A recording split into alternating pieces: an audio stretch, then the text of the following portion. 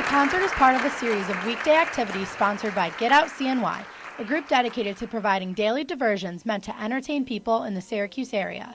Cellist Gregory Wood is accompanied on stage by pianist Robert Auler, who is a professor of music at SUNY Oswego.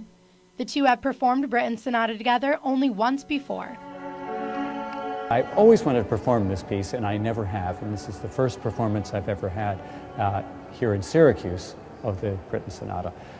Rob Auler and I performed it for the first time in September of this year.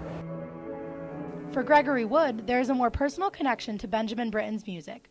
Wood's ancestors were from England, so he has a real feeling for English music, especially this particular sonata. Actually, literally waiting about 30 years to perform this piece. I always wanted to do it. I idolized Shostakovich when I was a teenager and wore out my LP recording of this piece.